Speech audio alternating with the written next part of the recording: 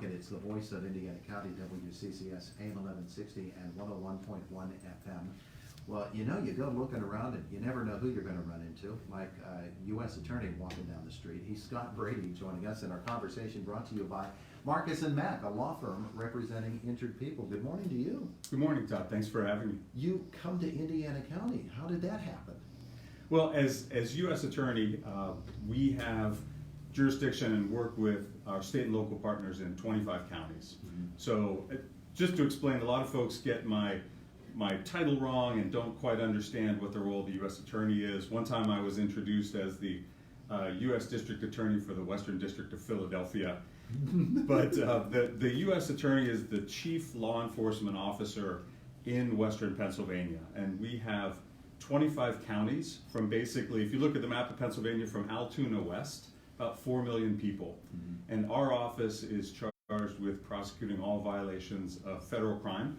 And then there are also circumstances where we defend the United States if they're sued. So think of, you know, a slip and fall at a post office and the injured person sues the United States. So we have attorneys that then defend the United States. But our primary mission is the criminal mission. 3 federal courts in Western PA in this region. Pittsburgh, Johnstown, and Erie, correct? That's absolutely right. We have 65 attorneys and about 130 total staff in 3 locations. Most folks are in Pittsburgh.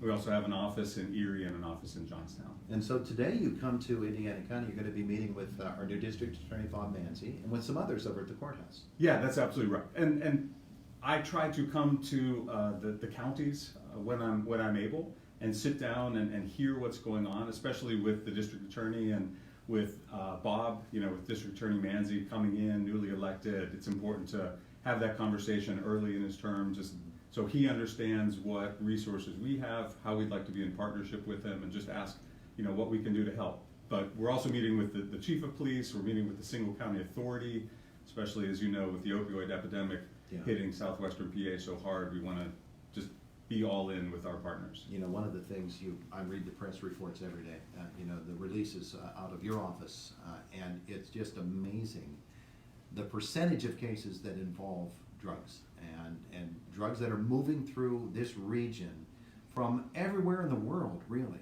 It's mind-boggling how this has become one of those hubs. And you know, I don't look at the other regions. I don't look at the eastern half of the state or other states, but here in Pennsylvania it sure seems to be hitting hard.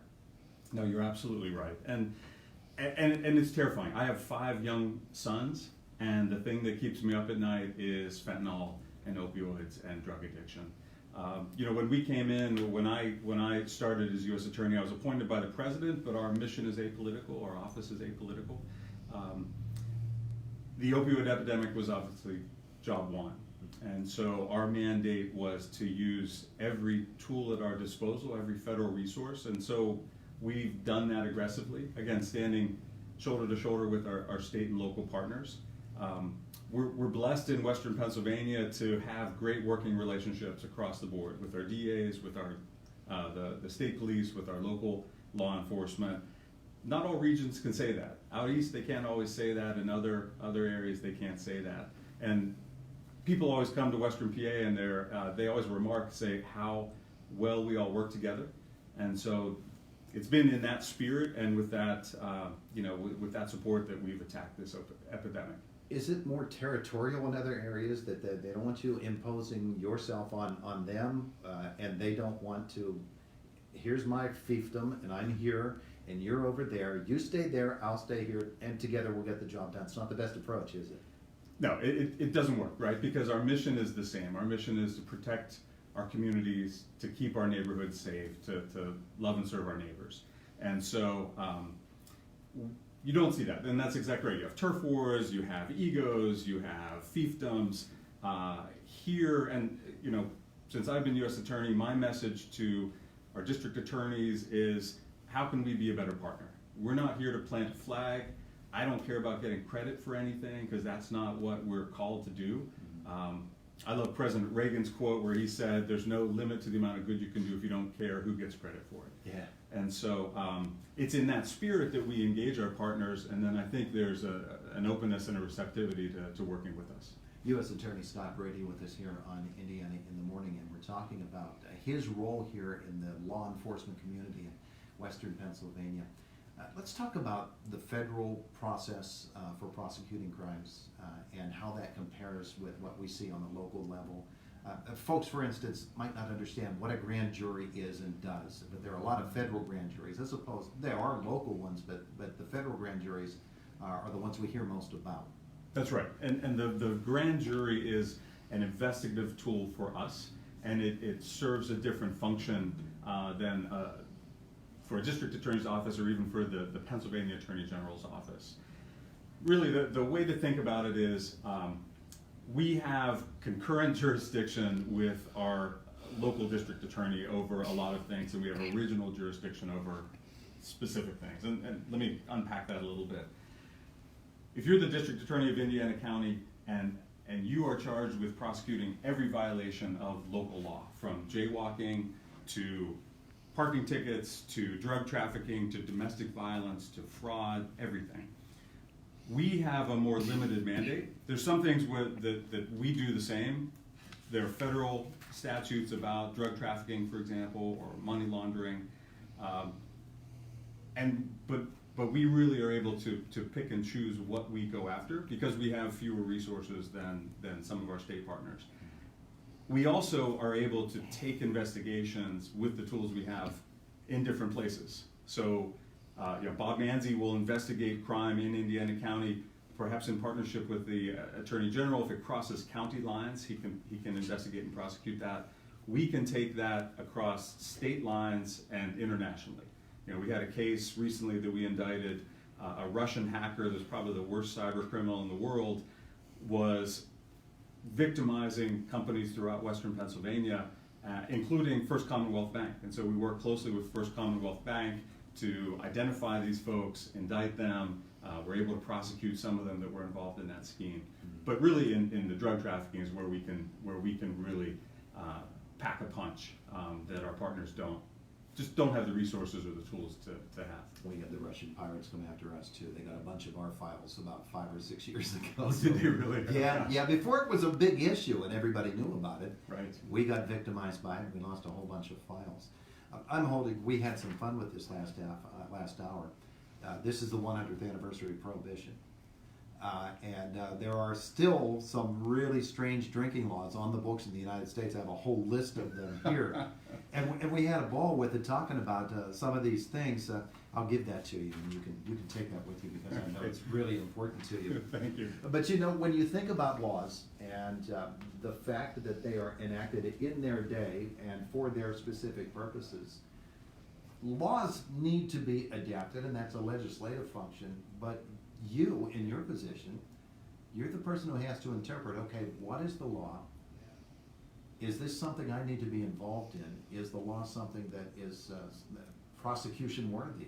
You have to make a lot of choices in your job, don't you? We do, and again, it's really how do we best use our resources to protect the public? And so with that in mind, we go after the worst of the worst. So for example, in firearms violence, that's an issue that plagues a lot of communities throughout our area, and especially in the city of Pittsburgh and Erie and Johnstown, we see that a lot. And in our discretion, federal firearms laws covers a lot of a lot of the population potentially. What we do is we want to laser focus on the people that are the most violent in the communities in which they live, or they're selling drugs, where they are terrorizing and disrupting communities, and then identify those people, prosecute them, and remove them from the community as long as possible. We do that again in whether fraud and going after large fraudsters, could be elder fraud, could be human trafficking, could be child exploitation, child pornography. There are a lot of areas that we are engaged, but we really try to identify who are the worst of the worst, and then marshal all of our resources to go after them. You mentioned 65 attorneys working out of your office? Yes. Through, of course, the entire region and prosecuting cases in all 3 of the district courts here in Western Pennsylvania. You yourself, how directly involved do you get in actually getting into a courtroom?